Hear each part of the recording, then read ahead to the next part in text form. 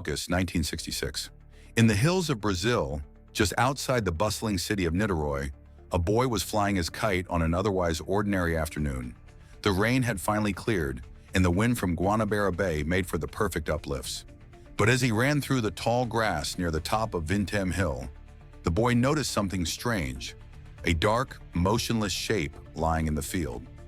Curious, he moved closer. What he found would terrify him and puzzle investigators for decades. There, in a shallow depression covered by long grass, lay two dead men. They weren't naked. They hadn't been attacked. In fact, they were dressed quite formally, wearing suits, waterproof raincoats, and over their eyes strange homemade masks, made of lead. There was no blood, no signs of trauma, just two lifeless bodies, and a feeling that something wasn't right. The boy ran home screaming. By the time police arrived the next day, they found the scene untouched. Two men side by side, an empty water bottle, two wet towels, a cryptic notebook, and those bizarre lead masks, crudely cut, featureless, and offering no protection or explanation. As investigators tried to make sense of the scene, one thing became clear: this was no ordinary death. Who were these men? Why had they come to this place? And what did the words in their notebook mean? 1630, be at the specified location. 1830, ingest capsules.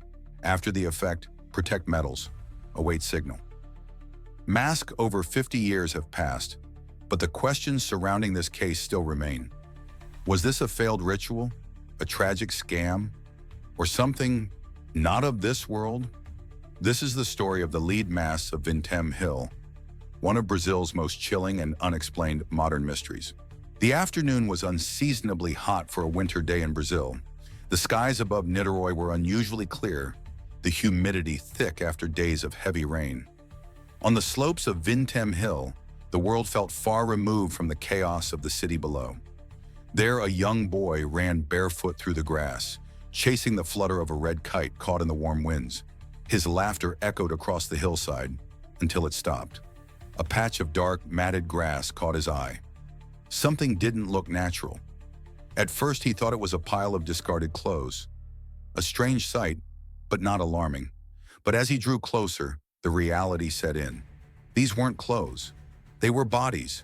Two men, still, decomposing. They were lying side by side in a shallow dip in the ground, dressed in suits, covered partly by raincoats, their faces obscured by shiny gray masks, crudely cut from sheets of lead. The boy ran home, sobbing and breathless. By the time police were notified and reached the area the next morning, the light had returned. But what they found only deepened the mystery. There was no sign of a struggle, no blood, no weapons, no visible injuries. Just two men, placed as if they had willingly laid down and waited to die.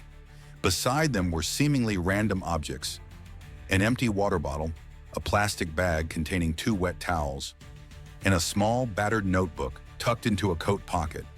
The masks themselves were a puzzle. They had no straps, no hinges, no holes. They were not meant for vision or breathing, just solid sheets molded to sit over the eyes, blocking sight completely. These weren't disguises, they were shields. But shields from what? Police quickly identified the victims as Manuel Pereira de Cruz and Miguel José Viana, two electrical technicians from a town over 170 miles away.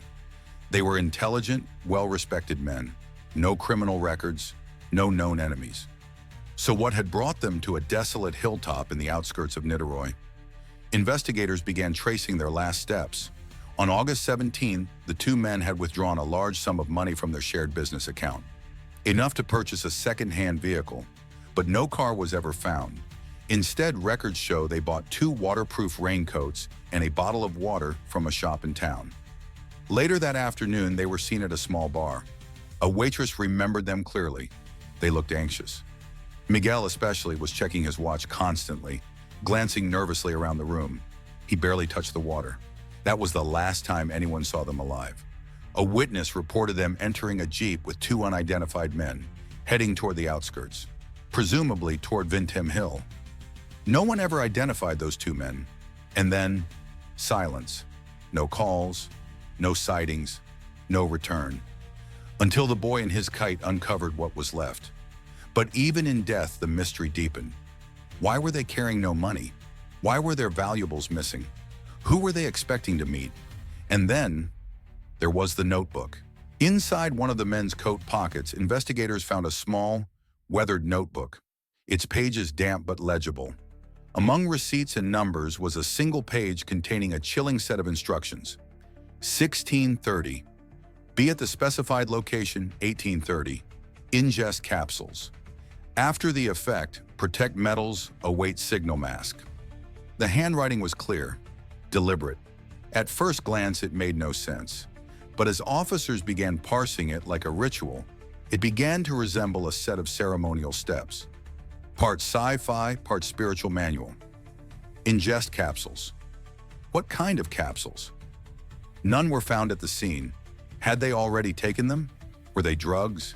Poison? Protect metals. Investigators speculated this could mean watches, rings, or valuables, but nothing was found. Could they have been stolen after death? Await signal. A signal from whom or what? And finally, mask. The masks. Lead sheets, roughly cut, not wearable in any practical way. Not protective gear, not military, not theatrical. Just primitive, cold metal. Lead is known to block radiation, block energy, block light. Could they have been shielding their eyes from something? A blinding flash? Theories began to spiral.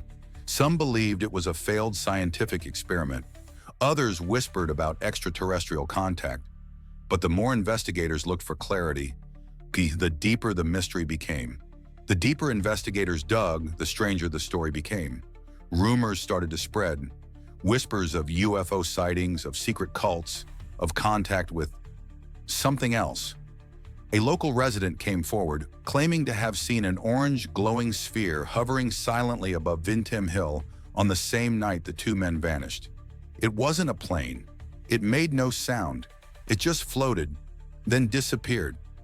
Another revelation came from a man named Elcio Gomez, a close friend of the victims. He told police that he, Manuel and Miguel, were part of a small group they called spiritual scientists. They weren't just electricians. They believed in higher planes of consciousness, that the mind, when guided properly, could make contact with beings beyond Earth. 2 months before their deaths, the group built a device in Manuel's backyard, a homemade machine they believed could receive messages from another world. It exploded, but not before, they claimed, it worked. According to Elcio, they received encrypted messages, alphanumeric codes, much like those scribbled in the notebook found beside the bodies. To the group, this wasn't madness. It was communication. The instructions to go to the hill, take capsules, wear masks, all of it may have come from those transmissions. And the masks, not costumes, not defenses against enemies, but protection from a blinding light, a powerful force the men expected to see. Something that would transport their minds to another dimension, leaving their bodies behind. Did they think they were ascending? If so, what went wrong? Were they misled by delusion, by desperation, or was the signal real? Not everyone was convinced by the supernatural. To some, the answer was far simpler and far darker. A scam, a cold, calculated deception. Investigators began to ask, what if Manuel and Miguel were lured? What if someone, or some group, promised them knowledge, enlightenment, even alien contact? They were intelligent, yes, but also dreamers, spiritual seekers, and vulnerable. What if they were told that they could transcend reality, that all they had to do was follow a precise set of instructions and swallow a capsule? What if the capsule wasn't magic, but poison? The money they carried, 3 million cruceros, vanished. No wallets, no cash, no valuables, everything gone.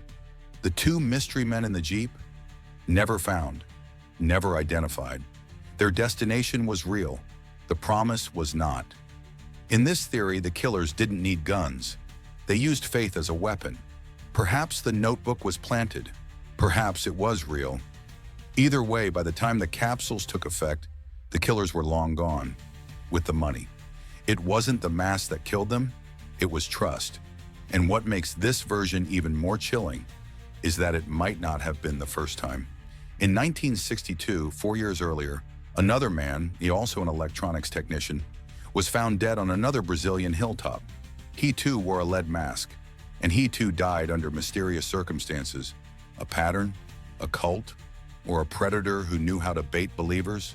Decades have passed, but the mystery of the lead mask hasn't faded. If anything, the questions have grown darker, deeper. Who wrote the instructions? What were in the capsules? What was the signal they were told to await? Were they murdered, misled, or simply mistaken? The official case was closed. No suspects, no charges, no explanation. Just two dead men on a windy hill with masks over their eyes. Paranormal theorists insist it was an attempted ascension, a failed communion with beings beyond human comprehension. Skeptics say it was a con, a spiritual scam that ended in death. Others believe it was something more sinister, a cult, a hidden ritual, a secret no one dares speak aloud. And maybe that's the truth of it, that some mysteries don't need to be explained to terrify us, that sometimes the unanswered is more haunting than the answer could ever be. The long grass of Vintém Hill still grows, the breeze still whistles over the slope, and the spirits of two seekers, Manuel and Miguel, remain forever in waiting, eyes covered, awaiting the signal that may never come.